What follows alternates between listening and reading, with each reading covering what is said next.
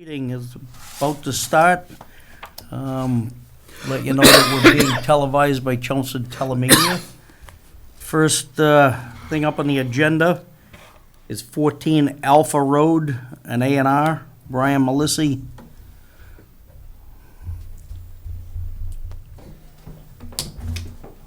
Good evening, Mr. Chair, members of the board. For the record, I'm Brian Melissi with Whitman & Bingham Associates, here representing JJPMB Realty LLC. And we are asking for endorsement of an A&R plan on Alpha Road and Stewart Road. You may remember this property. We were in front of you guys a little while ago when they went and built the accessory building, or the building on the right that is now currently known as 4 Stewart Road. Came and got a special permit for an accessory building while they were doing the closeout. The fire department, the E911 committee, gave it a separate address of 4 Stewart Road. So we started the process of trying to subdivide this. They were a little bit undersized for 2 lots.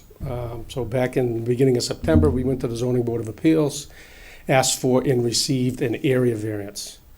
That's been recorded, it's been notated on the plan. I did provide copies and the stuff that I gave Colleen. And so we're here just asking for endorsement of the plan so they can continue and get the lot split off. Okay, you got everything that an A&R needs. So. Yeah, it looks like it. What's the frontage on 2nd Street there? It's 150 feet. So 150, we okay. meet everything except for the lot area on the second lot. And you've got the we went- okay for that. We went and got the Get variance. a motion? I would move that we authorize approval of the A&R with, of course, no determination as to zoning. Second. We get a motion and a second, all in favor? Aye. Approved. Thank Good you luck. very much. Bada bing. Next one up is John Farnsworth of 150 North Road. Okay, I do have a letter to read on this one. All right. If I may, Mr. Chairman. This is from Christina Papadopoulos, Town Engineer. Subject A&R plan of land, Charlesway and 156 North Road. I believe that's this one. Dear members, this office has reviewed the A&R plan by Farnsworth Engineering Associates, dated October 10th, 2019. In the past, any request for acquisition of any part of Old Town Way required the attorney to present a legal opinion showing that they have the legal rights to claim to the center.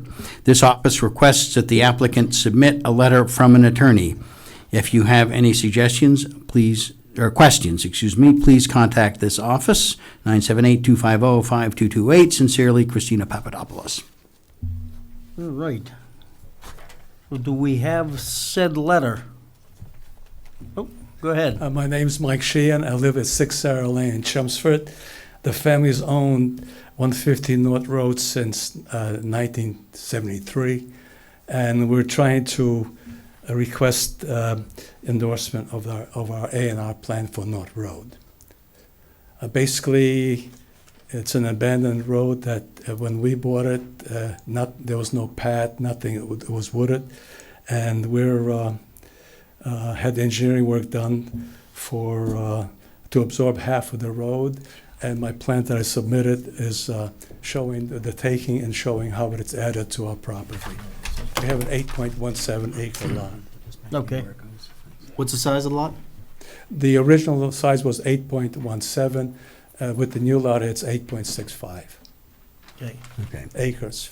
All right, I think we're good on it. I guess, I mean, there is the question of getting an appropriate letter, Right. and that probably should be done, but I don't imagine that stops us from, Well, we vote on a contingent upon the Yeah. receipt of the attorney's letter. You don't have the attorney's letter? No, I don't. I didn't know that I was supposed to have one. okay. I think could we do this on contingent? I'm fine with that. All right. You fine with that, Nancy and Mike?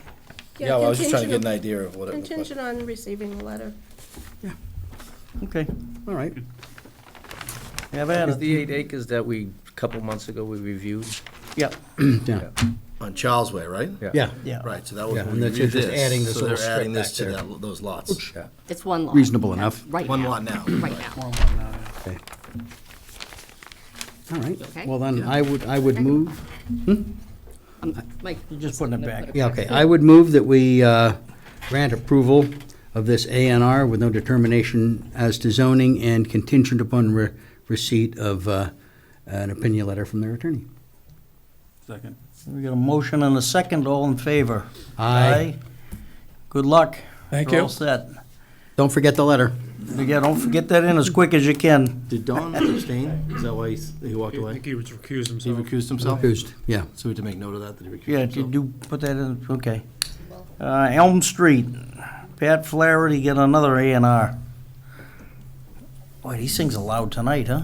Yeah. Yeah. You hear me all right? Oh, yeah? Wait. I'm Pat Flaherty, I'm a surveyor, and I'm here for Patricia and Marie Wojcik, who have some property on Elm Street. And they have, it's on Elm Street, and there's a, can I step over here? Sure. There's actually a microphone up there now, Pat. See it? Is that what that? Look at that. There's Elm Street, and Barnes Terrace comes in off of Elm Street. It's a private street, but it was approved by the planning board in 1961. So they had a big parcel here, 5.5 acres, and they just want to cut a lot out, building lot out here, lot 1 on Elm Street, has the required frontage on both streets, actually. And the remaining lot has a required frontage on Barnes Terrace. So it's pretty straightforward. Yeah. No problems with area or frontage. All right, have at it, Mike. Looks good to me. I move that we grant A&R for the Elm Street property with no determination as to zoning. Second. Got a motion and a second, all in favor? Aye. Aye. Good luck. Good. All right. What do we got coming up next? We got 9 Acton Road, a presentation for a finding of applicability for a VOCD project. VCOD. I know, it's, Huh? I'm dyslexic. It's VCOT. VCOD. I'm reading it as it's written. I thought I was wrong.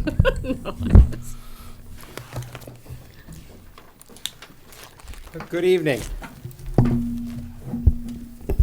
Mr. Chairman, members of the board. For the record, my name's Philip Iliopoulos. I'm an attorney here in Chelmsford with offices at 9 North Road in Chelmsford Center. And I'm here on behalf of Homar Center Village LLC, the prospective purchaser of 9 Acton Road. Joined here tonight by the managers of Homar Center Village LLC, Dennis Morgan and Wayne Finnegan, sitting in the front row. Also Chris Morgan, who's the senior project manager for the LLC. Our engineer will be in the room shortly, is Brian Melissi from Whitman and Bingham and Associates. And our architect is Philip Horesco from Horesco Associates, Inc. Also specializes in landscape architecture. So, what I wanted to do is just give a little bit of background. I don't know if we have a clicker, Colleen, or I have to make you do the... This one, no, yeah. All right. You know, before we go further, I have the later version of that presentation on this. Bring it on over. Yeah, Probably more. good. Do you have a clicker? Nobody has a Is this the clicker. first time we're seeing that? Go ahead. This is what was submitted to the town last, Yeah, last week. There's just a few updated charts that will probably. Just let it go. It's the only thing on there. So.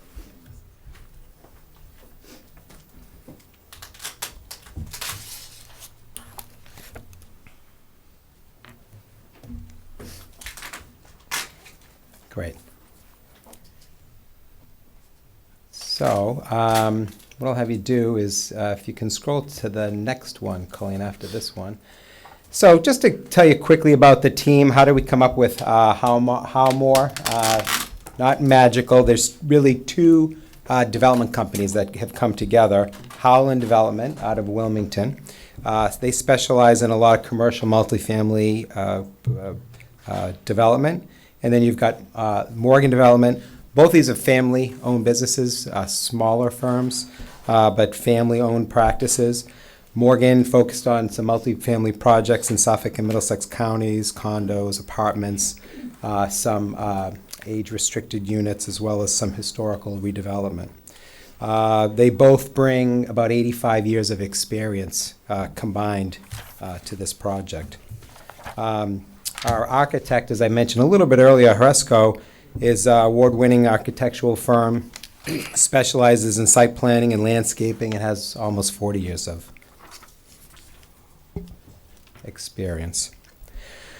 So the Center Village District, why did the town create the Center Village District?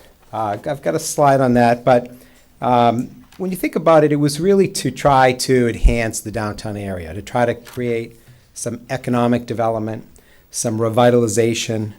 The town looked at the center, this was back in the late 90s, and tried to create some zoning to incentivize redevelopment. We didn't see a lot happen there after the zoning was created, unfortunately, but as we all know, with the redevelopment of Stop and Shop, that was, I think, sort of the first project we saw, redevelop and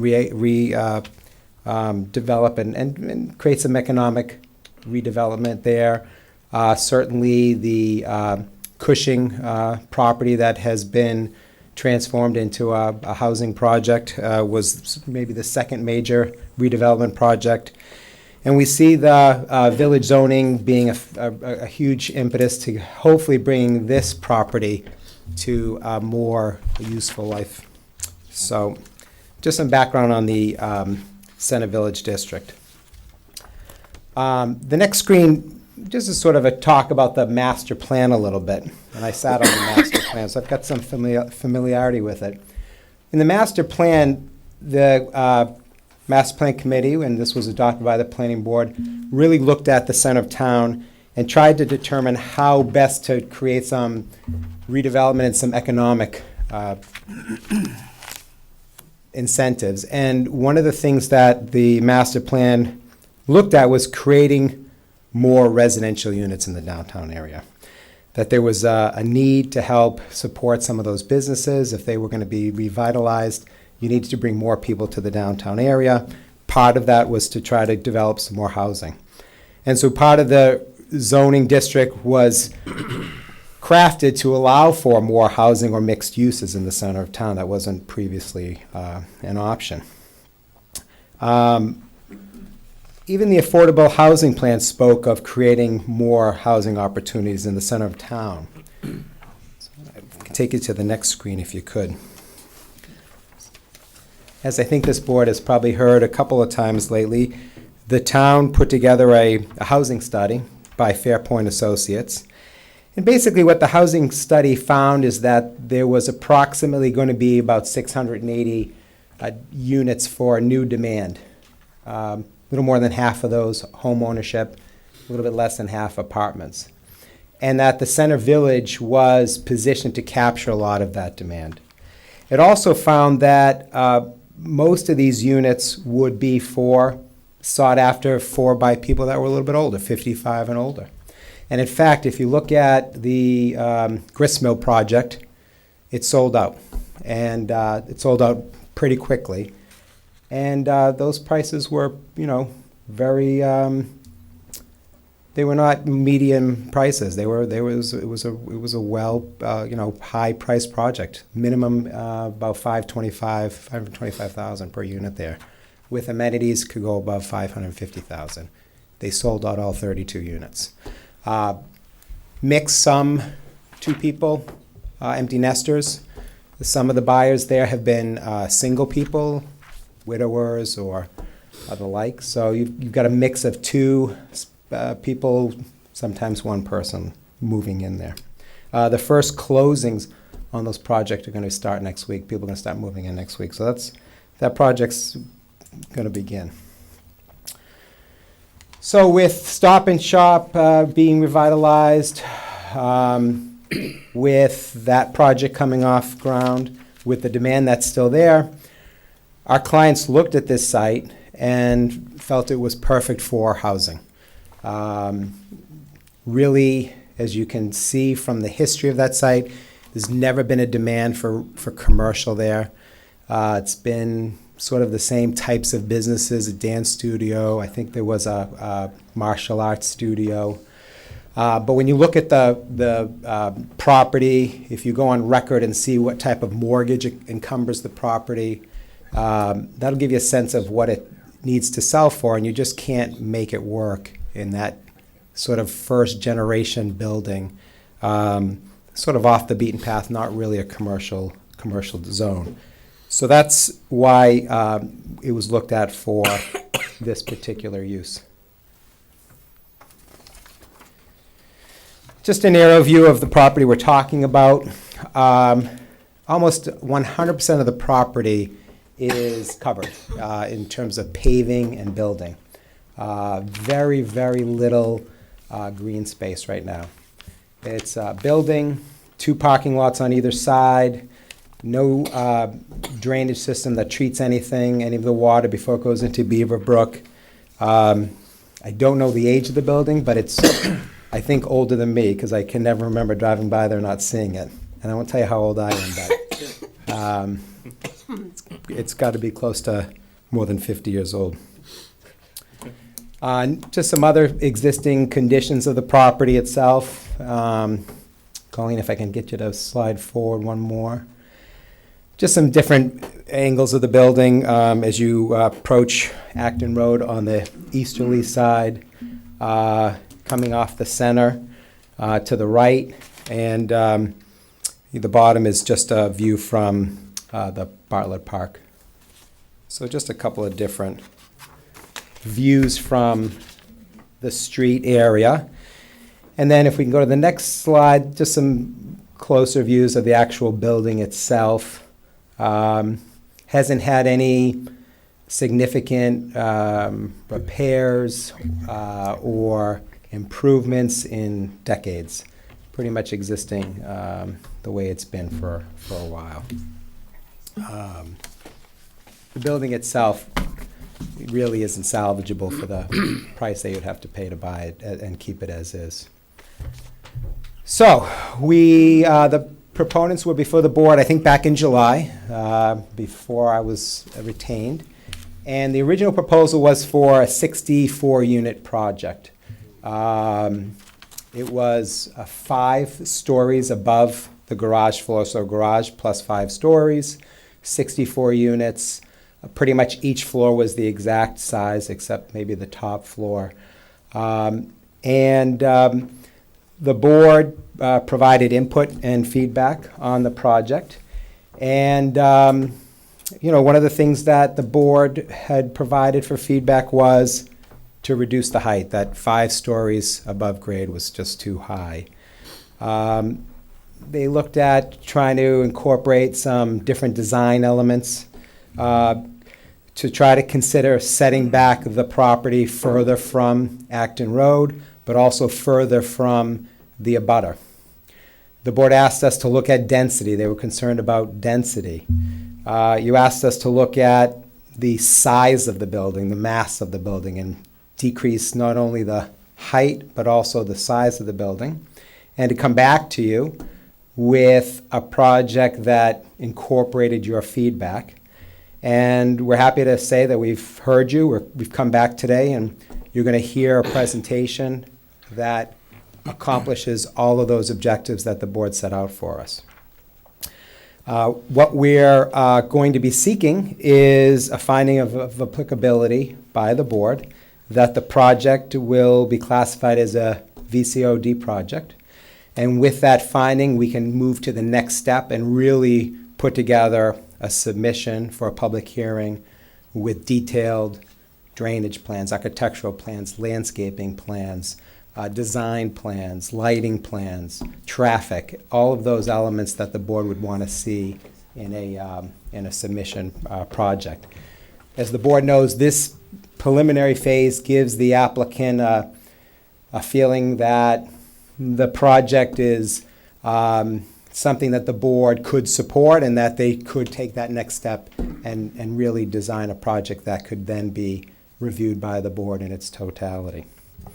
What you'll see tonight is a total change in what exists there today in terms of removing some of that parking, pulling the property back from Beaver Brook, pulling the building away from Acton Road, completely enhancing the drainage, adding some pedestrian walks, incorporating a walk along Beaver Brook, much like was done on Cushing Place, so that you have that connectability that the town's been trying to create in the downtown area.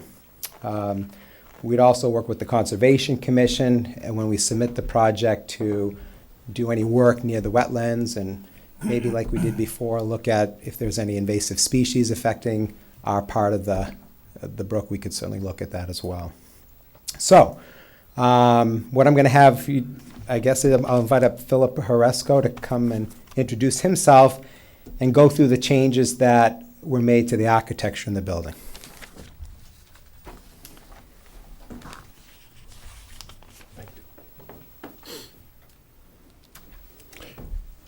Thank you. I guess 2 Phillips in a row. That's pretty good. With us this evening, Christopher Morgan, his father Dennis, and Wayne Finnegan. None of them named Philip. Okay, it's only me and this Philip. So it's good to see you all again. And we heard you, and we made changes to the designs, and we heard take a floor off the building. If we could bounce to the next picture here, that'd be good. So we were also, in addition to that, they said, don't do a brick building. No problem. There are other buildings around town, study those. There's a bit of stone with them. We'll have a bit of stone in our building. And clapboard, more New Englandy, and something with a mansard roof on it, not unlike the hotel. So those were suggestions that we looked at. We went back to so-called the drawing board. Not that we do that on computers, but that's where it takes place. So between the Oddfellows Hall and the hotel and the other buildings on this slide. We looked at height, and presently we are 11 feet, the neighboring building to the north. We're within that height, except that that's a house. Our building, apartment building here, is 11 feet from peak to our top of parapet by zoning, by code. It's less than that because one measures to structure. We're going to go to the next picture here. So we reduced height, as it was said. The height was decreased by 11 feet, and the overall density, so volume of the building. What I heard, was that it seemed too big. So we came back and took a floor off the building. So the square footage of the building was decreased by, as it says here in this picture, 27%. And that happened. So the number of units, we're on 42 units on this option B, which is 48, excuse me. Got ahead of my lips here. The 48 units are basically 16 units on each floor, basically. And there is on a three-story building. And you have a penthouse off the 4th floor. That is part of the 3rd floor unit. So we can go to the next picture. And this is the front of the building looking north. And this is our entryway with a canopy and showing the balconies on the front and the entryway there. It's a clapboard building with a stone base to it, is what we would propose, and be well planted around. So there's another slide here.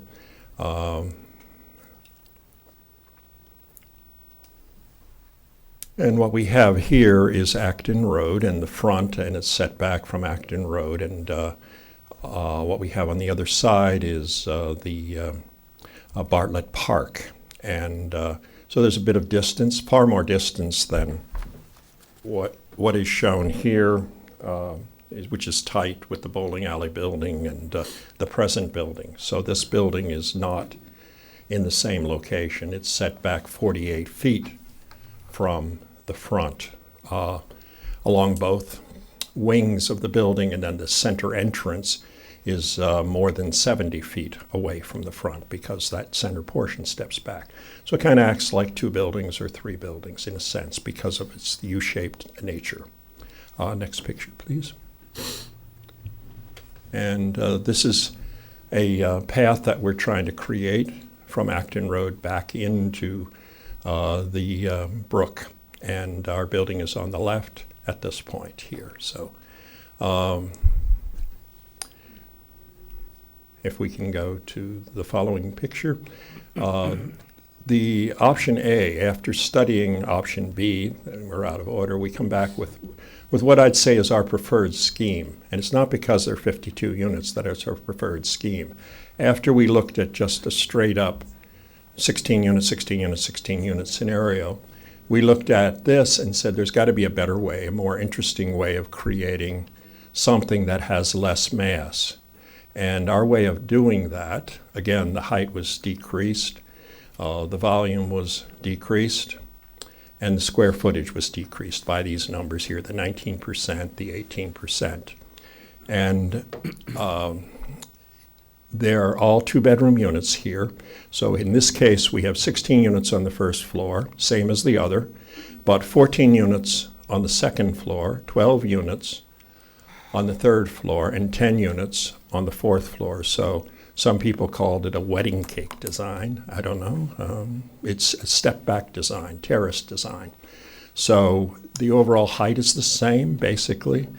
If we can go to the next picture, it will show how our mansard roof presents itself on this fourth floor. At this, we are entranceway. And the wings of the building step back to be 1 story, and then 2, and then 3 stories. You'll see that in the following picture here. Let's see, back down 1. See if it shows it as well as the next picture. I think the next picture might be better. This is presenting as 2 stories here, stepping back to 3 stories. And then the other side is basically the 1 story. This is Acton Road. Again, step back away from the street. Similar distances back, the 48 feet back. So if we could look at the following picture. This is our plan, which shows the driveway, which is an entrance to an underground garage. This is not a podium building precisely where the whole first floor is parking. So you should understand that all the parking is underground, very expensive kind of solution. But what it does is allow the green area that surrounds the building to remain green. So on the left, we have a small driveway that takes us into an underground parking garage and elevator access there to the upper floors. So this is as much footprint as we cover. Everything on this scenario gets smaller as we go up. So, next picture. So, we understand that putting a building on a site like this that has had a rather homely building of late. I'm sure someone built it 50 years ago and thought they did a wonderful job, but it's outlived its time, and it's mostly asphalt and a not particularly attractive bit of architecture. So how do you make something that could be an asset to the community here? We think with the coloring of the building, some of our color scheme comes from the arts building, for example. Some of the stone comes from the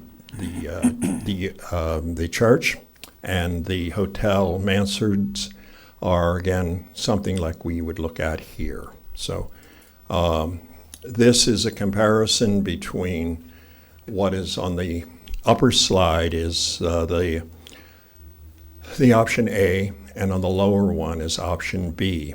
And our preferred was the option A because we think that even though it has an extra 4 units, volume isn't particularly that much different.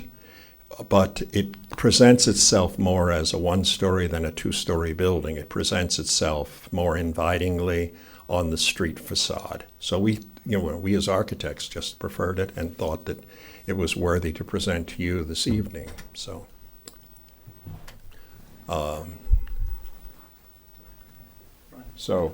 we have our civil engineer here this evening, and Mr. Melissi is Very nice. here. Nice job. Colleen, can you go back to the site plan, which is just a couple slides back? Good evening, Chair, members of the board. I'm Brian Melissi with Whitman and Bingham Associates. You just passed it. And can be brief because Phil H. stole most of my thunder. But we were asked to look at the proposed building and the site layout, as you currently see here on the screen. Should point out that the current layout meets all property line offsets, including the frontage zone that's called for in the Village Center Overlay District. I think Phil E. actually said that most of the existing site is almost all pavement. From a numbers standpoint, because that's what us engineers like to do, it's approximately 82% impervious area, including pavement and roof, leaving about 18% of open space. The plan that you see on the screen now currently provides almost double the open space to 35%, and the impervious area would be roughly 65% impervious. Phil brought up the building was actually built according to assessor's records. The existing building was built in 1960, so I believe it's older than you, Phil. It certainly is older than me. And it was already mentioned that currently there really are little to no stormwater controls. There may be a catch basin on site, but literally all runoff from paved areas goes directly into the wetland areas.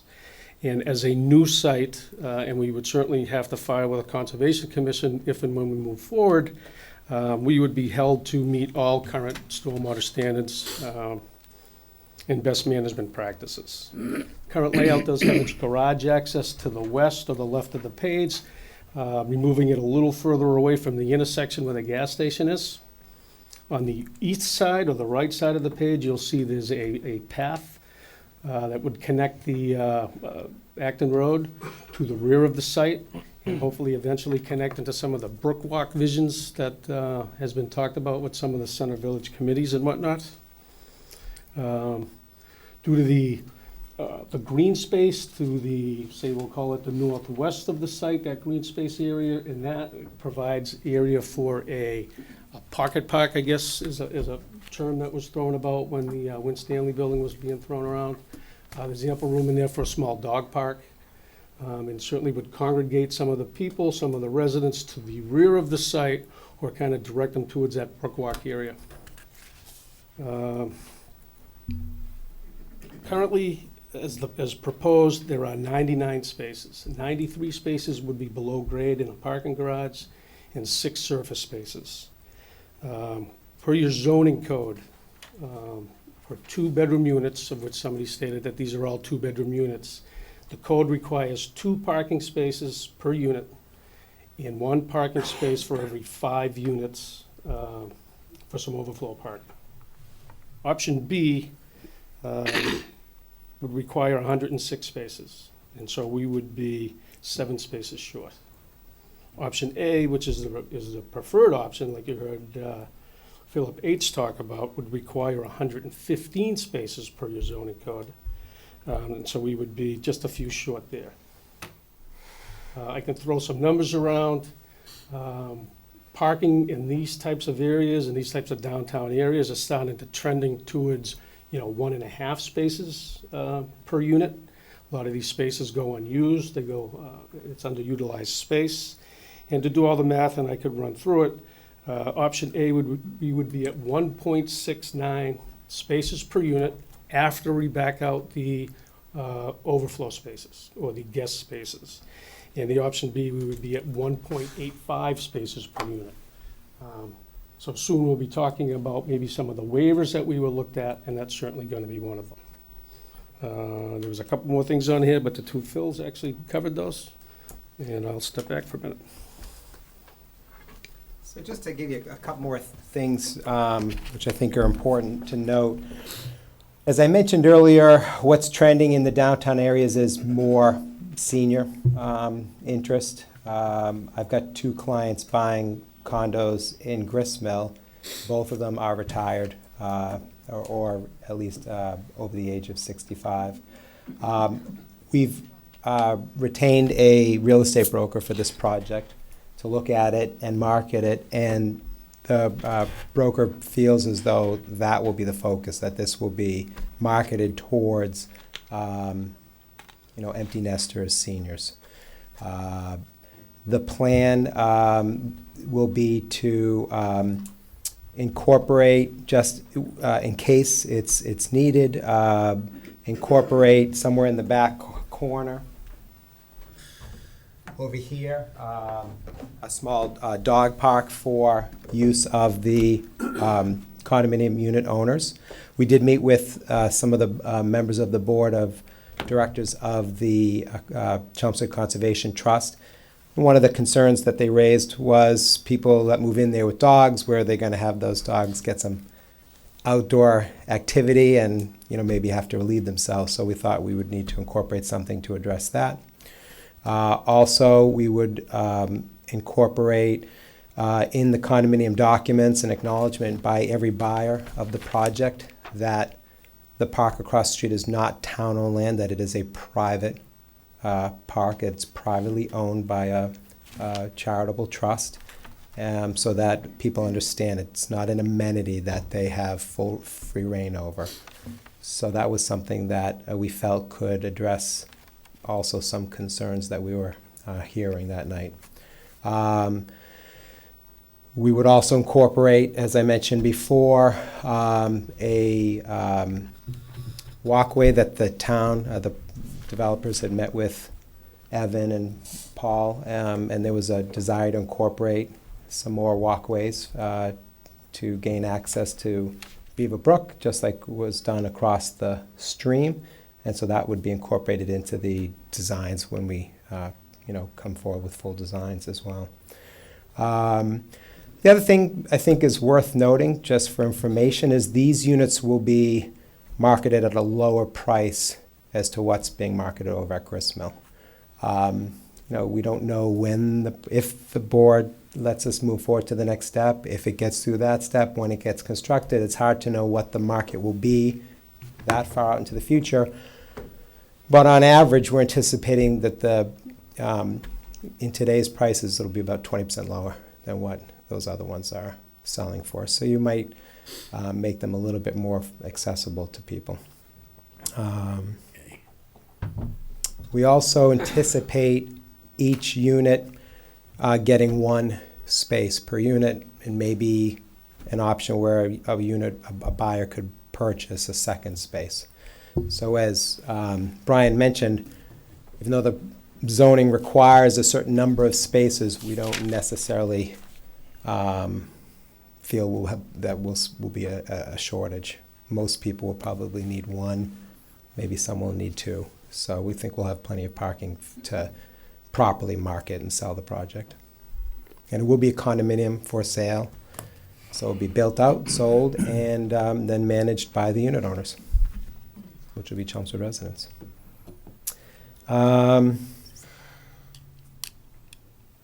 With the decrease in density, we do meet the bylaw for Chelmsford for the Center Village District overlay. So we do meet the bylaw when you factor in the density bonuses for the walkway and for the easement that will be provided to the town so that it becomes usable by the public, and removing an existing structure to make way for the enhancements. We do get a density bonus, which would, for this square footage lot, would give us by right 62.4 units for this size property. And I can walk you through those calculations if you want. Yeah, can you? Yeah, absolutely. In fact, I have a handout. What's the other one? So they think by right 62. It's a good lesson for all of us. Yeah, it should be a lesson.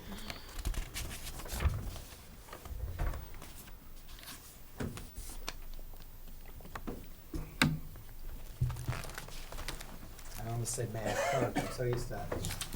I'm in court, can't do this. Excellent.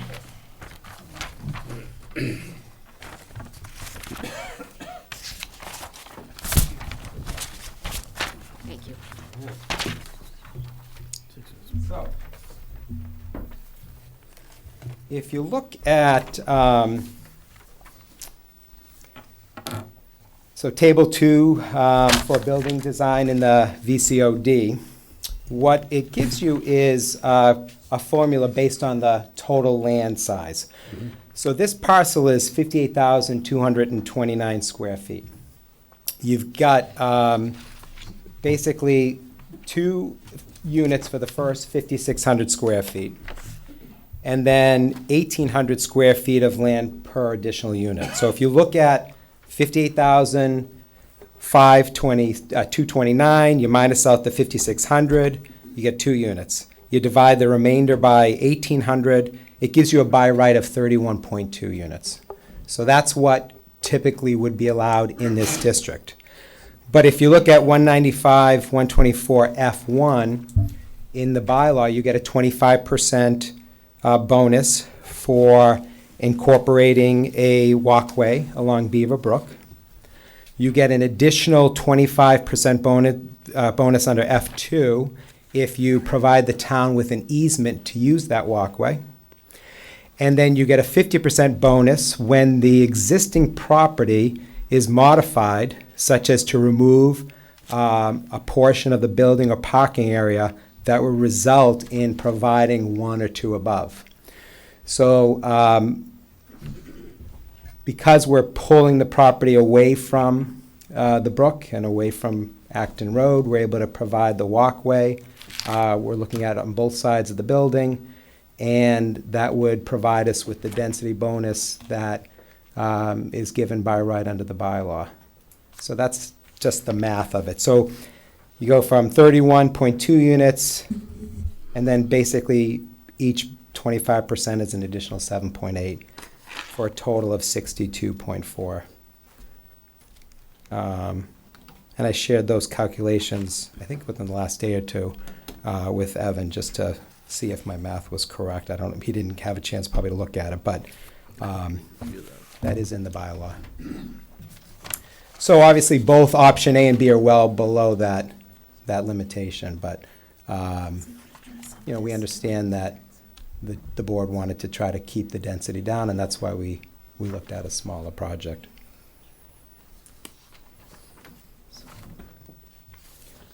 I don't know if there's any questions on this, or I don't know I guess on any aspect of the project. Okay.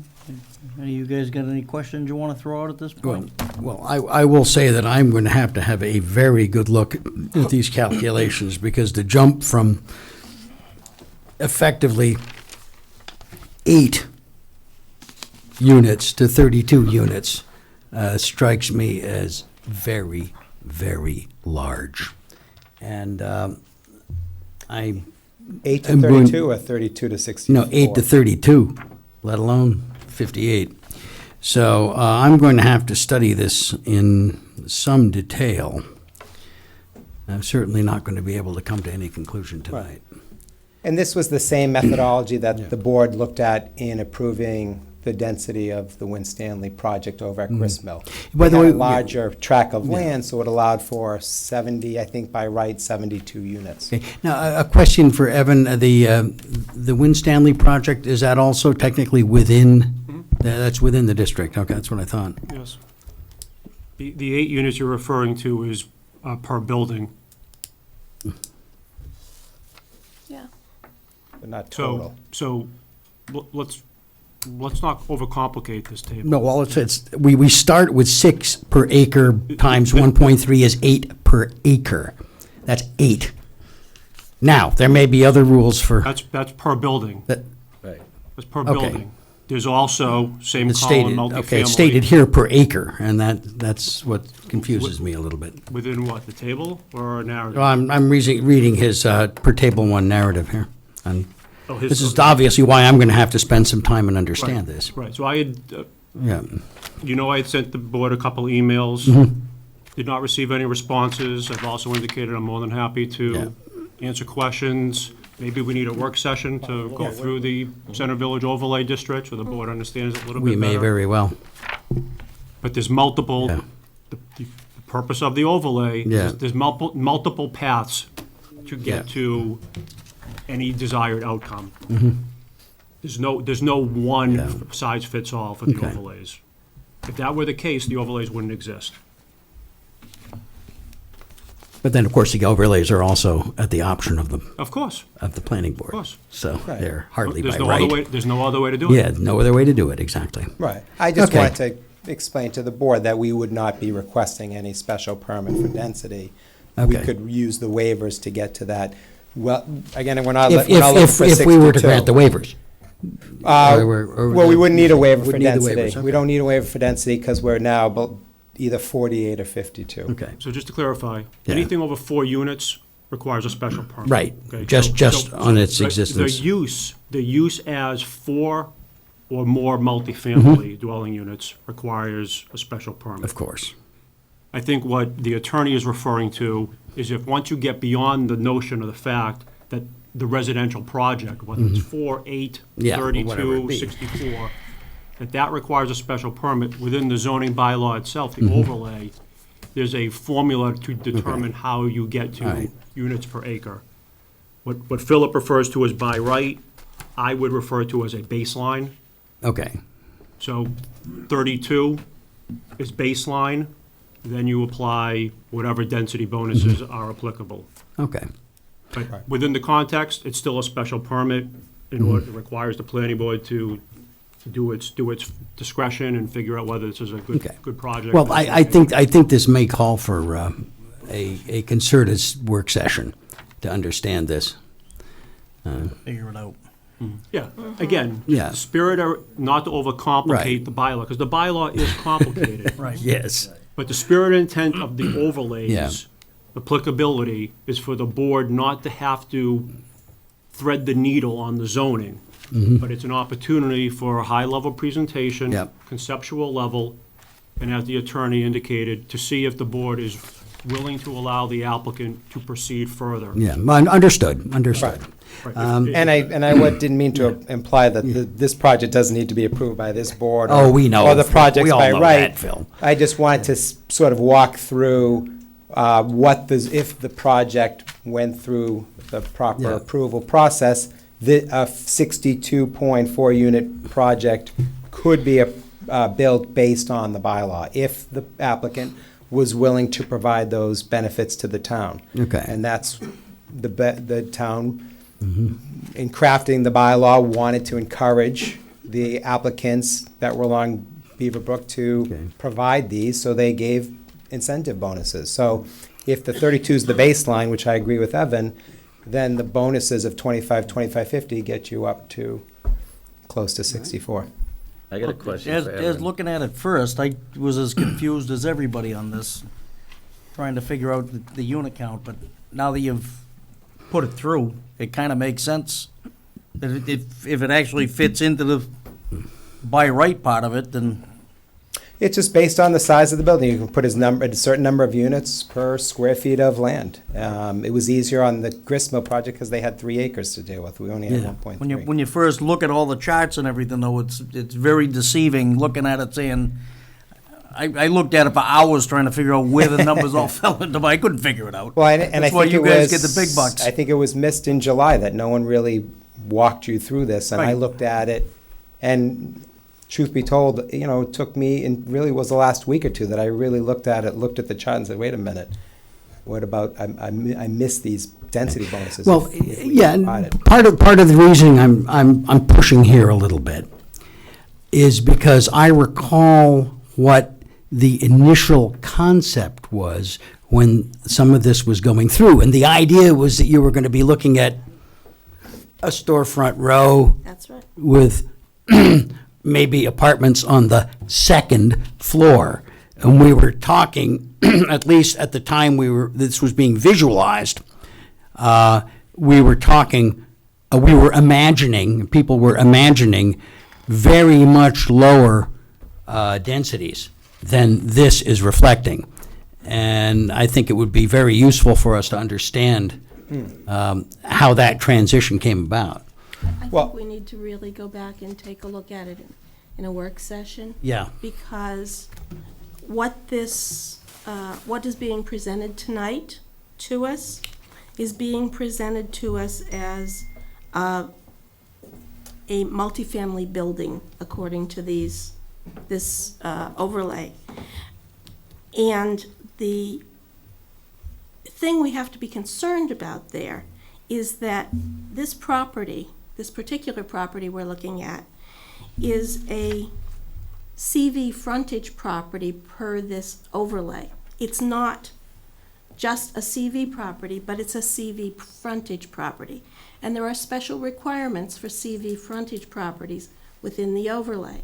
One of those requirements is that the first floor, indeed, be commercial. And this project does not address that.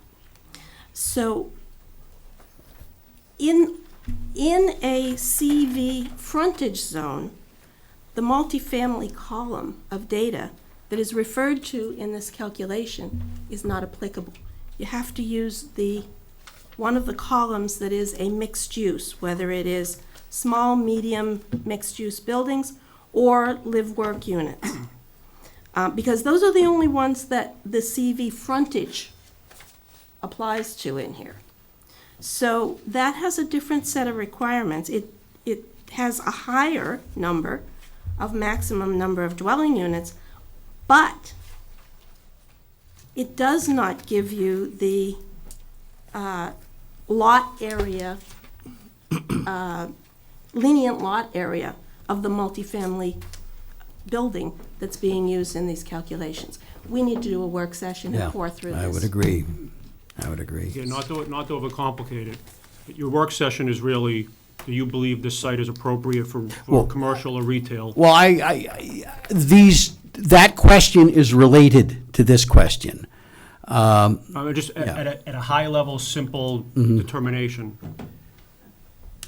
If the board deems that it's not an appropriate 100% residential property, then by default, you're saying that it is appropriate, or you're going to require retail commercial. What this board needs to figure out, is if it's part of that discussion, is whether you believe retail, commercial, one, is viable at that location. Yeah, that's a very good point. And two, does it actually work at that location? Right. Right. I think the applicant Yeah. has done their analysis, and I think that's why they're presenting. And I think it's clear from looking at what's there that's not entirely clear that commercial has worked. So Yeah. that's what speaks to the provision in the zoning bylaw, 19530.b, alternative compliance. Okay, which might give you relief from the requirement for commercial on the first floor, but it still leaves you with another set of limitations and restrictions that we're going to have to deal with in Just a like work any- session. just So like it's, any other project, yeah. Correct.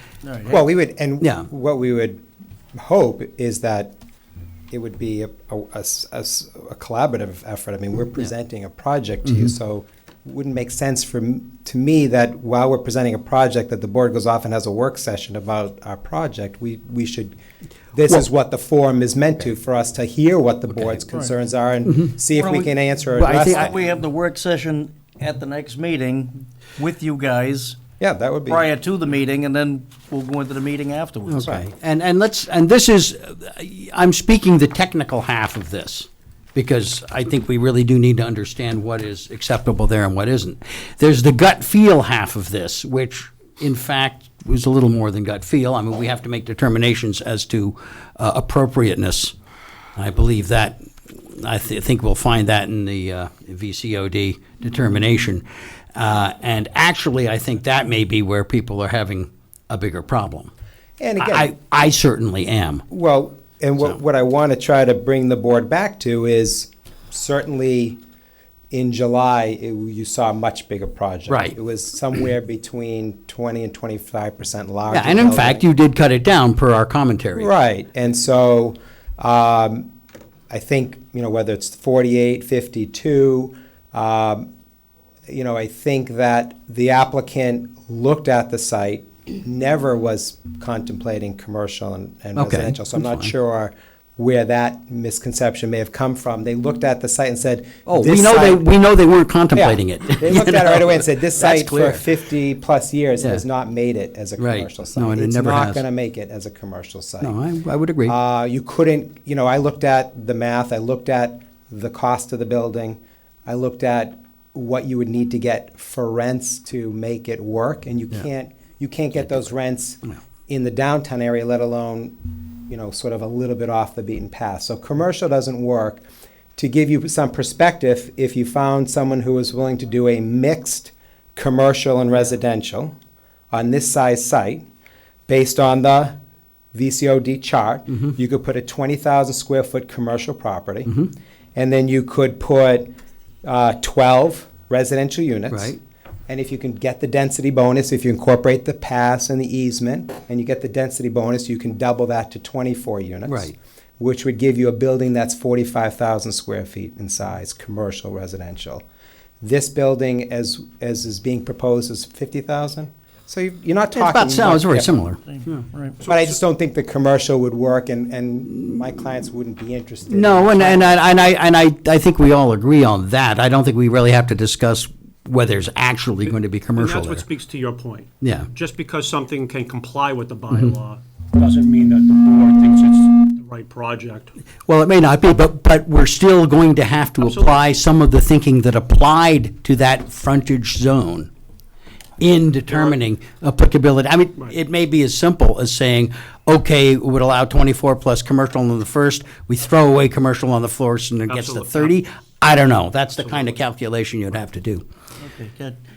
Hank Yeah, had a thing that he On wanted to the throw in. overlay district, we have these standards. And it does say commercial to Nancy's point and everything, but you're saying these density bonus brings it up to what, 48, Well, if you apply 60? 32 is the base, which I think Evan and I are in agreement on. I did my own calculation there, 31.2 to be exact.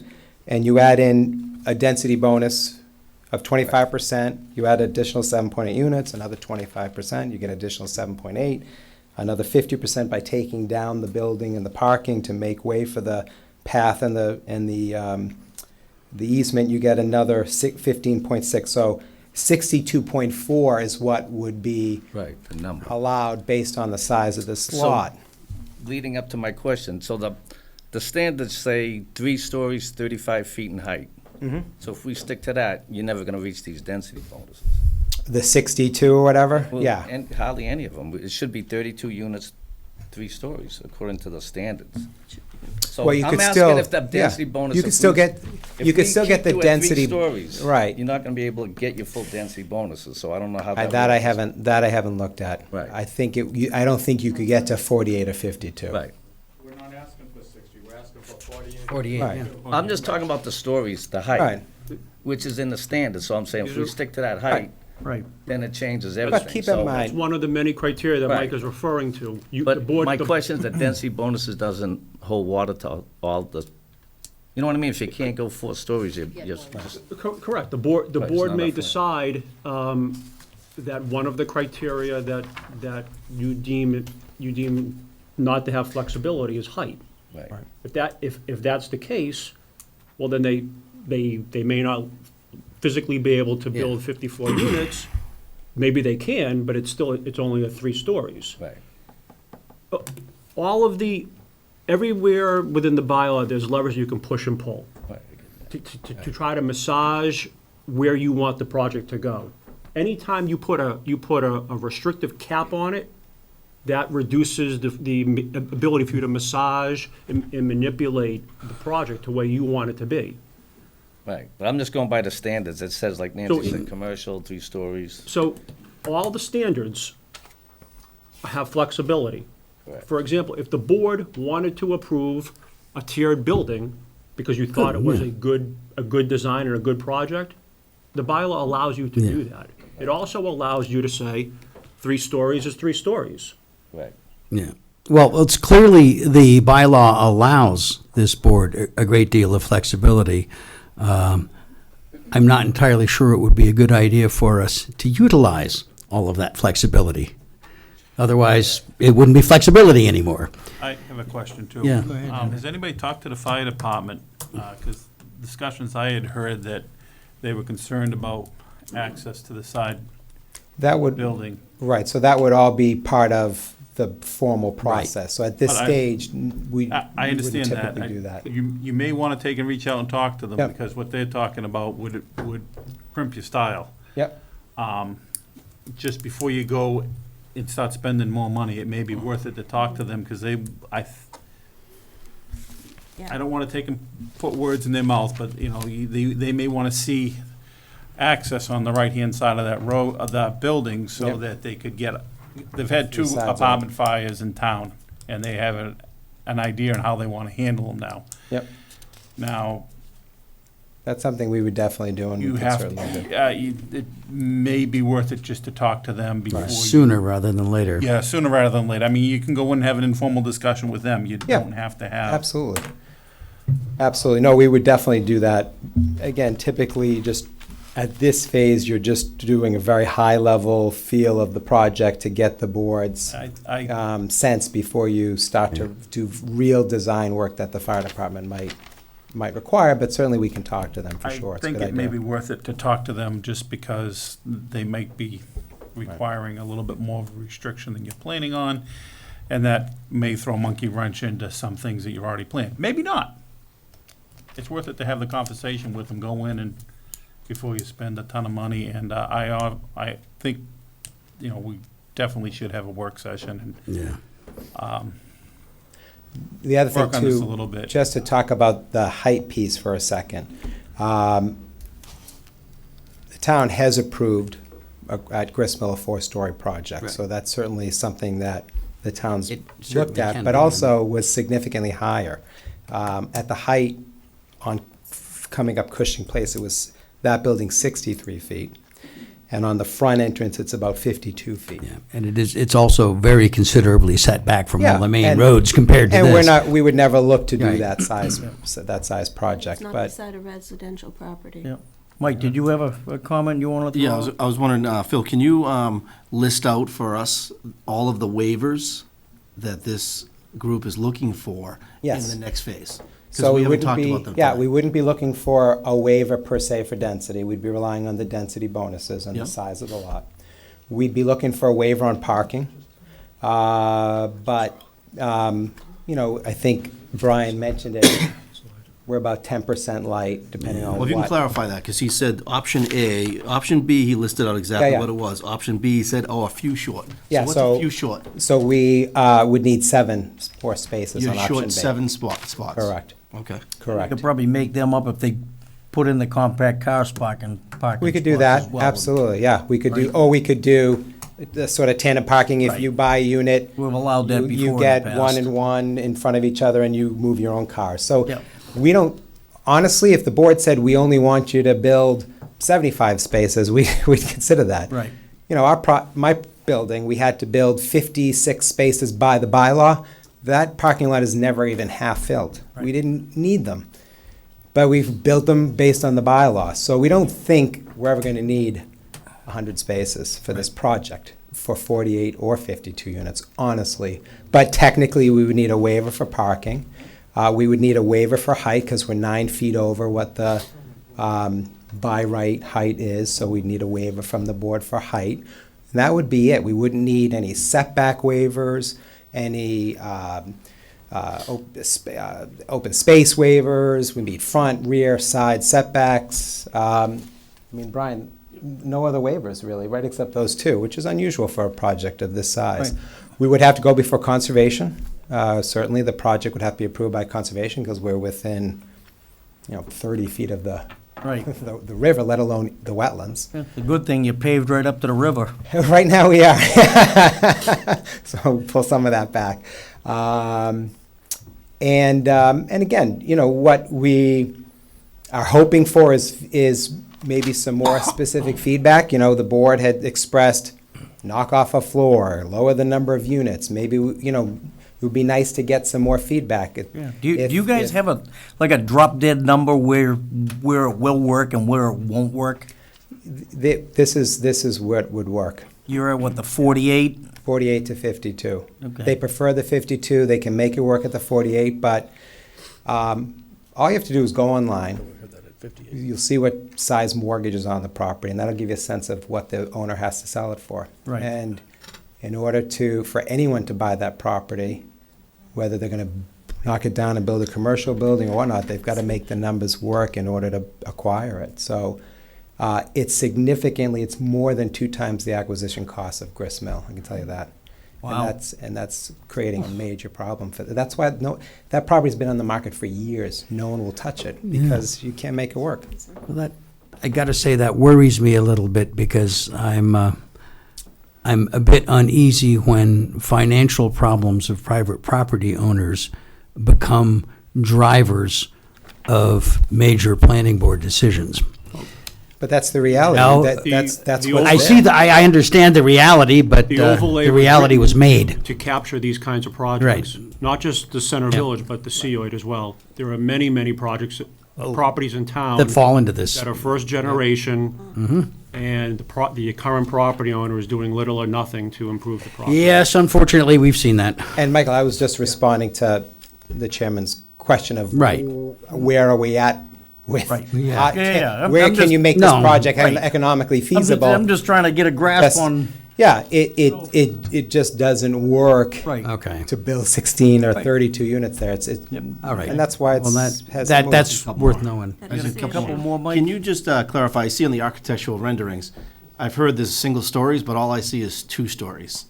Where is the single-story portion of this building? So, Go to the blow-up, let me see if I can the find. larger image. Even the floor plan, you can tell us where it is. I mean, Yeah, it's actually Yeah. 3 stories. So That's right. basically, you can see like 4 the first story. that's a 2-story right there, where your hand is. That's Right, 2-story. this- well, I should probably- There's a single-story walk porch. through. Well, where's That over the there's 2-story? 4. Can you walk through the different? I mean, I'm just trying to, what you're representing, because you're representing single-story to step Each back to floor 2, does get smaller. and then to 3, Option. but I see you're starting at 2 and not 1. It might be a place where it starts at 1, who knows? Go down 1 slide to the floor plan, please. It's not really relevant. There we go. You drew it. This is Benito. Nice to meet you. So, what you saw on the renderings was this side. And you saw 2 stories right here, right? So on the next floor, we eliminated these units on the top. So that makes them a 1 story. That's a one-story. Gotcha. Okay, Right. that's So it. the Those inside are the one's a corners. 1 So the story. inside's a 1-story. And we Okay. set back each floor one unit, and that's why on the rendering you can't see it on this side. But if you kind of pay attention to this side, you'll see 1-story building right here. So how many stories are against 19 active at 19, the residential? How many stories are there? Is that a 2-story or 3-story? 1 and 2. So that's 1. So that along that driveway, You see one One, right here. and you're correct. There's 2 and 1, Yeah. and then it steps back. so I thought he just said there was, the 1 stories were on the inside of the U. And I'm asking for the outside by that driveway, next to that single-family home. What's the size of the building at that size? You Is can it look 2, at the elevation, yeah. And is it 2 stories or is it 3? 2. 2 and 3. 2 and 3, it steps back. It steps back. It's stepping up as you Okay. go away. you see 1 story here, then it goes back to There's 2, floor plans. 3. Okay. Understood. There's a series of floor plans that show each floor plate. We don't have that as We don't part have of that in this front of us. presentation. No. Maybe, Supply. Yep. Go back to the 19 Acton to 9 Acton diagram that shows the distance on the X and Y axis. Nope. A little Right further there. up, nope, a little further. It's like Towards the 2D. beginning. Keep going. Almost there. There it is. So I think this maybe answers the question. The closest to 19, directly closest is 2, to answer your Correct. question. But what's Right here. the item that's in the shadow right on that in the back, right here? You know, he's talking on the left side. What's right here? What's right there? Oh, this is, Where is that in the floor plan? Okay, I'll show you. Compared to this building? Okay, now you have to go to the floor plan.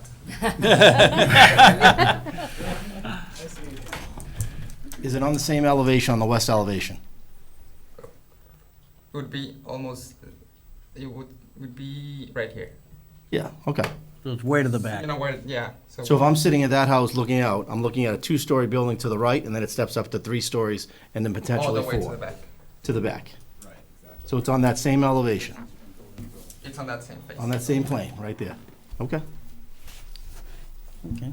And then one question I have to you is, what is the, what's the distance, I can't see it here, from the property line of that neighbor's house to that building? Go back to that slide that Chris asked you for. Yeah. 54 Yeah. The same. Oh, The it's same on here as dimension well. you see here is the one you'll see on the other one. I mean, you're asking us to do the math, I'm just asking you guys to tell It's us. labeled, it's right on this plan. 54, 89. I can't see it. 35. 35 feet. What is the distance from here to there? So that's 39. And then what's the distance from here to that driveway? 5 feet. 5 feet. So the driveway's 5 feet off that property line. So they're all, Two lanes driving, in and out? Yes. Basic. so you're also looking for a waiver of the buffer zone under landscaping. Why don't we have them look into that? We can do it in the work session. Yeah. Yeah. All right, why don't we get this onto a work session at the next meeting? When is our next meeting, by the way? 13th.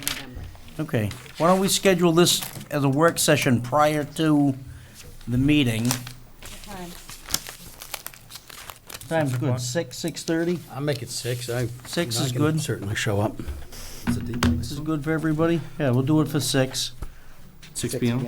And then why don't we get a motion to continue this to the next meeting? I will move that we continue to the next meeting. Second. Well, let me ask before we do that, do we have any time limits here? That we have to deal with 120, we haven't approved this. Yeah. Do we have any time limits associated with the VCOD approval? There are time. That it was limits, but 120? I imagine That's only the, once you find applicability. No, there are within There- applicability as well. yeah, there are within applicability as well, that's what I'm saying. And 90 or 120 stick in my mind. I'll work with the applicant's attorney to get an extension on that.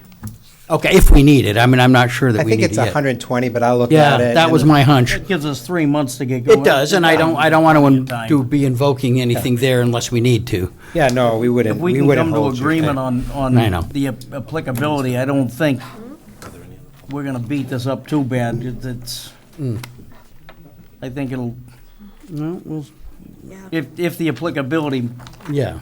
works, we gotta look through the book, 'cause I don't know, And what I'll do is get I'll, lost in the book. I'll provide Evan with the calculation Okay. on the density bonuses. Yep, I'll provide you, there is a section of the bylaw, 195, 110, that allows actually to do this project without any commercial. So there's a specific section that allows for, in the overlay district, strictly residential in this zone. All right, So we'll I'll have a look at provide- it. I can provide that to Evan.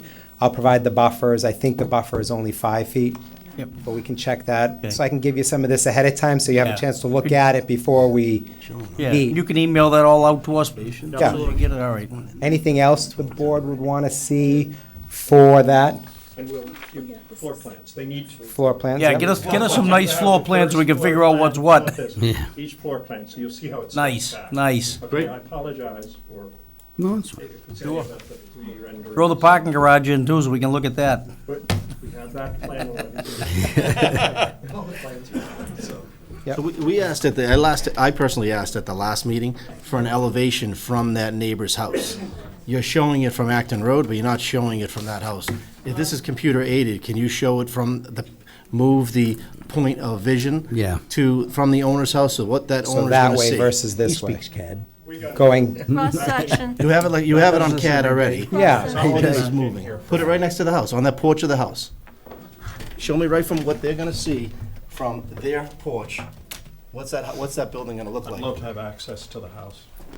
Well, you can ask the neighbor. There you go. You got it. Photos straight on. Okay. Elevation from Abut to our site. Yeah, just of the west side of this. All right. What other information would the board want to review before they make a determination? Cross-section that includes the neighbor's house and this building. That's what he just asked for. Yeah, I thought he asked for a view of it. I just asked for, 3D I asked view. for an Oh, elevation. you want to cross out? Like a height. I I wanna think see we a cross-section. almost had that with the height page. Yes. There, but need access properly. Okay, well, looks like you've got it. If you, That's very helpful. okay, if you get any updates to that, just send it to Evan and get it Is there any updated. interest in doing a site walk? Maybe having the site, Five. To tell the truth, I walk by there all the time. I don't know if you Stop wanted- for I don't think coffee. it's gonna do any good to Yeah. look at it, because it's No. nothing it's not even mean- comparable It's to not, what's- it's not one of the most impressive pieces of architecture in town. Yeah, I think the only thing this site walk would help with is to do a balloon. It's, Well, that's, height balloon. that's- Yeah, that would be later There's on. no sense in putting them through the that other thing is talk to the expense. fire That's department, fine. Yeah. put on your list just to make sure Yeah. that they don't have any concerns with the side clearances, with getting around there if the building was on fire. That was one of the issues that I kind of heard something about, so I just rather have you Yep, broach that subject before we Yep. get too far down the road. Yeah, we've had that with other buildings, that they want access the whole way around. Yeah. Yeah, and Yeah, I can't speak for the fire Well, department. well, after They- the stuff they- that happened down on 110, Well, Yeah. also the I storage understand. building up in North Chelmsford. we'll talk to them. That's Yeah, not a problem. okay. Any other information you'd want to see ahead of time? I'm sure more will come up, but I think But this I is think we're pretty good. good for now. This Okay. should get us through the applicability, I would think. Okay, all right. I think, That would be great. We'd love that. Thank you very much. Thank Appreciate you. your Thanks. time Thank you. tonight. Got it. All right. All I right. know we already voted the continuance, It's didn't we? not a public hearing. Oh, did we vote? Yeah, we voted the continuance. Yeah, we did. No, we didn't. Didn't? Okay, then I move that we continue this to the meeting of the 13th? Glenn, there's somebody that wants to make a comment. That's the cost. It's I'm not a sorry. public session. Not a public hearing. It's not a public hearing. Nope. Yeah. So this is one of, I've only been to a couple planning board meetings in this town. What do you do in terms of public input? Public input will be once the public hearing comes out. So the applicability part of it, we look at all the stuff in here to make sure that it meets the zoning. Okay. If it meets the zoning, they go build their plan, they come back with their plan, we open up a public hearing, and at that point, you can give your input and, Yeah. and I think by the sounds of it, if you go over and talk to these people, they'll answer any questions that you have prior to them doing anything. No, I think my questions are more directed at the planning board. Okay, that's fine, that's Yeah. fine, All yeah. right, thank you. Okay. All right. Now, we got a Town meeting debrief? town meeting debrief. Why don't we go on that first, then we'll do on the other thing there. Thanks, guys. All right, so what do we got for a debrief on the town meeting? Maybe Evan? the statute, Everything got shot, not everything. Not everything. shot down except for the, Open space. Open space and cluster. the open Oh, space yeah, and the that worked. cluster. See, no, my pre-existing non-conforming, and you guys That deleted made the sign advisory. Right, Yeah. okay. There was 3 that passed. So we got that. What's the status of the Route 3 interchange grant? Well, hang on, That's kind of part of it. right. So just as part of town meeting debrief, calendar moves fairly quickly. There's 12 weeks before the warrant closes for the spring town meeting. So if the planning board is anticipating advancing zoning articles, we should begin to identify those sooner rather than later. I personally don't have anything that I'm interested in advancing at this point. Okay. I think that's pretty much, I don't, So I would suggest advancing the CCCOD without applying it to any area. I think we should let that stuff rest. yeah, for a let it while. rest another 6. That's fine.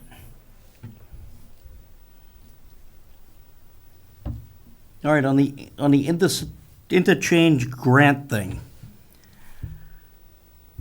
When is all that supposed to take place? Is that in the near future, they're gonna be coming out and having studies with that and talking with people? Yes, and- so I'm free and clear to issue a request for proposals. I haven't begun working on that yet. but Okay. will be sooner than later. You know, like to get that out on the streets, probably before the end of the new year. Like to have the consultant on board by February, April. Okay. And, you know, we'll give it some additional consideration, whether this truly warrants working with a committee or not. This is not a zoning analysis, this is a market analysis. Market analyses are data-driven, it's not opinion, it's not what's your preference or what's your desire. So, you know, I'm not sure it warrants a committee to work with the consultant. Once the data once the market analysis is complete, obviously the town would need to figure out what it wants to do with the data. Yeah. And obviously that would require a committee. Evan, is this I would like study? to, hang on a minute, I'd like to probably keep the Route 40 committee together long enough so when that analysis does come through, that they can jump right on board with it and try to carry the ball the rest of the way. They've already gone this far through it. I have no idea what you're talking about, but, For the, when they come in with their study saying for the Route 40 interchange. that's fine, I mean, that's fine with me. I'm surprised to hear that anybody on the Route 40 committee would want to continue working on something in which a market analysis could come back and, No, I think we're talking after the market analysis. After the analysis. I mean, one of the, What I'm trying yeah. to suggest to you is that Yeah. it may be putting the cart before the horse. What if the market analysis comes back and the committee is adamantly against anything the market analysis presents as data? Deal with that when it comes. What's the May point I of, ask what's a the point of question? asking a committee to work on something that they're opposed to? I- I'm just saying, Glenn, you know what I'm may I saying? ask a It's almost question? like town meeting created a clean slate. Maybe we just go with that for a little bit. Evan, is the intention of this grant study to determine the highest and best use, or the use that that the town has the most need for? It's a market analysis, it's a market analysis for Which both in-town means? and regional. So it's So are they based looking upon, for based the, upon real market demand, not necessarily highest and best use. So for all I know, you know, the Groton Road interchange comes back within a regional context that it's the contractor capital of Merrimack Valley, or it's self-storage capital. I have no idea. I don't know if it's gonna come back and say there's a demand for another Drum Hill. The point is, we don't have the data, we have no idea. Well, Who one- is that study, who's gonna be, is it yourself that oversees the consultants, or is it the So- town manager? So the overseeing part of it, again, I'm not sure how much oversight there is, right? Once we agree on a scope of services, a market analysis, if you hire one of the, you know, a typical firm that does these types of things, the scope is pretty straightforward. Again, I don't envision it being where the consultant comes back and says, you know, this is what the data says, but what do you really want it to say? This is why I'm suggesting, I'm not sure it warrants a committee to work with the consultant. There's no harm in appointing a committee to kind of, for the consultant to check in and do kind of interim updates or interim presentations. But if it truly is a data-driven market analysis, there isn't the typical committee guidance. Well, Yeah, you but know, so guide Evan, I the just don't RFP, understand don't you? what Sorry? exactly is a market analysis? Don't you guide the RFP when you send out the scope of the scope of So it work? goes without saying. You have to say what you're looking for. Before I issue an RFP, I would circulate it to any board or committee who's interested. okay, and that would If- include us. Absolutely. If Yeah. there's a desire to have a committee work with me to develop the RFP, I'm fine with that as well. So again, I've never written an RFP like this. My first step is gonna be to reach out to my peers Yeah. and try to find one that does exist. If I can't find one that exists, I'm then gonna reach out directly to a firm that does this and ask them to They're out provide there. provide a scope. I think NEMCOG has had some, Yeah, exactly. I'll reach out to I've them. called them, you know, Yep. they've Yep. They should Yep. have it. So again, I'm not interested in writing the RFP. Sure, it can be a collaborative process, and that's perfectly fine. We want to get it right. I was referring to in process, whether it warrants a committee or not. Give that some more thought. Everybody's got to remember too, this is not just Route 40. This is Correct. Drum right. Hill, this It's is. 3 exits, isn't it? Yes, right. It's Drum Hill, Route 40, and Chelmsford Street. and Chelmsford Street. At the line. And Yeah. I don't know if anybody in this board has any interest in talking about Route 40 for a while. Yeah, so Yeah, that's right, why- we'll probably that's why I'm saying I would- run that one. I would There is view, that. the way I'm kind of viewing this is, the grant is kind of its own track. It's not a zoning-focused, specific exercise. Right. So the planning board may not need to be taking the lead on it, but you want to be informed about it and be knowledgeable about it. If and when the data comes back, obviously, in order for any implementation, there's a zoning discussion that needs to take place. I can't, but it's too premature to say what that zoning discussion will be. Right. And I think ultimately it's up to the planning board it's gonna- to decide how you want to proceed. It could be your suggestion, reappoint the Route 40 Well, it's going to committee, depend on or- what this RFP yields. Depends on for what a it comes result. back at, right. Exactly. Okay. I tend to agree with Henry. I think Yeah. let's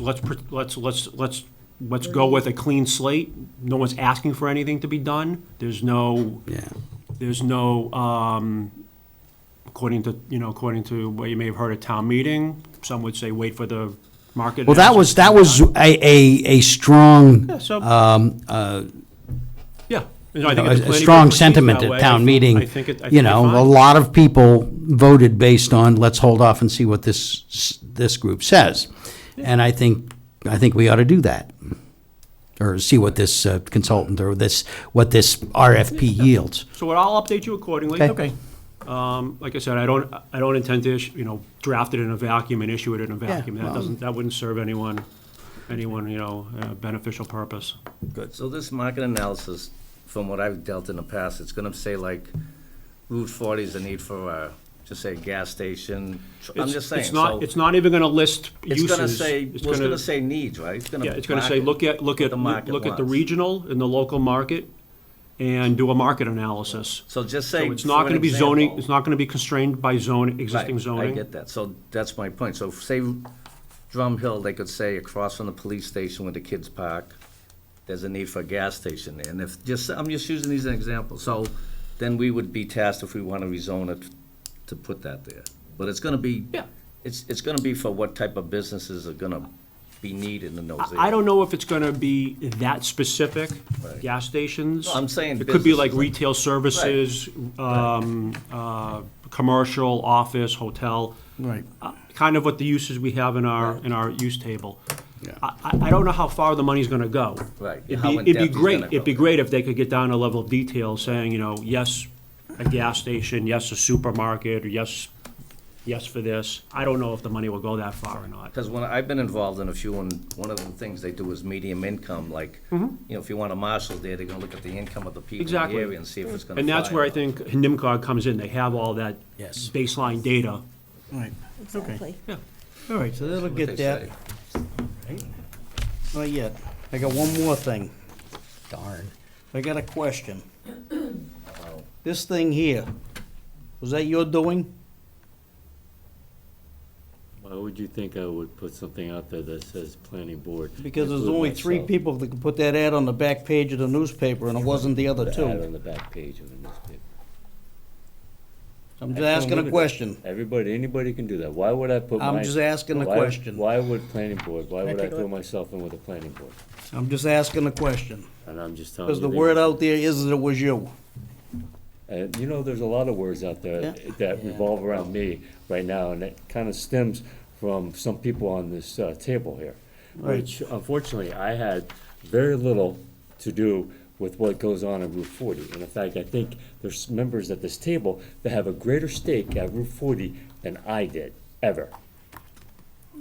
I don't abut that property. You pointed at me. Did you accuse me of what? I'm just saying, What are you I don't accusing me abut of? that property. I do not abut that property. What are you accusing me of? I'm not accusing you of I'm anything. a butter to the south side, which was not part of the town meeting discussion. Why wasn't it? Why wasn't the south side considered for that shot? So you want to debate this now? Why wasn't it considered for the shot? So why were you part of the committee for 9 months? Hold on, Michael. You went to Finance Committee, and you told the Finance Committee that the Route 40 Study Committee determined that senior housing was imperative. It was something immediate need for the town. Therefore, that is why the Route 40 Study Committee determined the north side was an appropriate side, right? Now, therefore, we didn't even look at the south side, where we have a developer that owns more lots that are contiguous, and that would have made it possible. What happened? Why was that not considered? Let me say something, because a lot of this got started by me. You recall, I put that committee together. I determined, after the stuff we went through last fall, that it was probably politically unfeasible to do anything to the south side. Now, I know people wanted to do things to the south side, and I might have wanted to do some of them myself. I'm not personally opposed to several kinds of development that very well could have happened there. But the fact is, in my view, it was just politically not feasible, given the row that we got. And I think a lot of other people felt that way too. So despite what you might or might not think people have in terms of a vested interest up there, it wasn't going to happen. And that may be unfortunate, but I think that's the case. Yeah, the planning board should have pulled this article as soon as the Board of Health sounded in. Not only the Board of Health, but the public. Public health. Was the Board of Health's letter written by the Board of Health? No, it was or written by Sue someone Rosa. else? She's on and as far as I could tell, nobody ever had any evidence Because the way they were sitting in the to back back of it the room up. the other I day, was they're at the like meeting when they nodding did their it. head saying it was written by somebody else. It was And they just No, it was endorsed written it. by Sue, and she knows what she's doing in terms of health. There's no question about it. She's very good. But there wasn't any data in there to back up the underlying notion that the fumes from this plant were going to cause a health problem. Yes, if you have enough fumes from a plant like that, you will have a health problem, as you will from a diesel engine, as you will from a lot of things. But that connection never got made. It's unfortunate. But I understand where they're coming from. I think they did provide empirical data. Before I Huh? forget it. I think they Go did ahead, provide Hank. empirical Well, if they data. did have empirical data, then they should have done it at a meeting that had been posted, and I've been to every single meeting for the last 9 We months. were never even asked to come into the Route 40 study. But if they made a decision like that, they had to post it. Can I say something? Can I Go ahead, let Hank. me Hank, finish you for a got the second. floor. Hang on a I'm just reading this second. now, and to Glenn's defense, this is kind of like what we had discussions about you presented, the asphalt plant with the elderly. So I can see why he's going to you. So Yeah. don't take offense of it. And I understand there was emails that circulated that I had nothing to do with, but they didn't have. Yeah, well, there's a lot of emails circulating that is Am I- absurd in am many I the one that did respects. that? No, but I'm not All the finished. emails I sent out Yeah. had my name on it. Yeah. But I I'm not mean, finished though. to My point everyone. is. Yeah, I know you and I had quite the dialogue there, and we put our names on all of the emails that we sent. If this issue Yeah. was brought up earlier in the committee, then we could have had a DEP guy or somebody come in from the state and discuss it with the committee and have real facts from the state instead of, this was thrown at us at the 11th hour and we had no It was. defense on it. I would have loved to hear from the state saying, it is bad or it is good or don't. They had studies over in Westford. But They did But a I'm saying, lot of they studies. have I sta- talked they to have them about studies it. all about, But we had no one here to address us that piece. No, they have the studies about all the emissions on these new plants. And the emissions on the new plants are a lot different than the emissions on a Down here on 30-year-old 110. plant on 110 Yeah. that the town just put affordable housing next to. So elderly people can't breathe fumes, but little kids that don't have a lot of money can. Well, if we're I just lucky, thought the hopefully, time maybe was the bad. market study will come back and say the housing can go on the south side, everybody will agree on it. It's gonna be, and we can it's put. gonna be gone by then. No, can I comment? It's It'll be gone. gone. Can I I've had comment enough. before you motion? No, I'm comment. A year ago, the town was proposing multifamily housing and senior housing 40 feet to the south of where we were proposing it last week at town meeting. And now, so that didn't come up, okay? And the town meeting, there was so much misinformation Yeah. that was presented regarding that no one even read that report that we did, and Don, you were part of that report. No one read that report, and they based it off of senior housing. We put in there multifamily, we put in there commercial, we put in there retail. That was never addressed, and that was compromised so that the developer could do something that they wanted to do, a portion of what they wanted to do up there last year. That all got overlooked because you took the senior housing and rode that coattails all the way through in the scare tactic all the way through the town. And good luck to you. You know why? Because you just blew up the idea for the south side to do senior housing 40 feet south of that. You think that's going to You know sell? what, Michael? I have my integrity and self-respect. You I do sold too. out. I You did sold not. out, Michael. I sold out. Okay. You sold out. Great. You I shouldn't think have it's been on that time. committee as Do a it. butter and a planning You board asked me to member. go on that committee. Not as a planning board You member. did. When you were I got on a elected resident, during the year not for a planning planning board. board member. I got Want a elected. motion to adjourn? I move. Second, third. Let's get out of here. Aye. Get your pen back.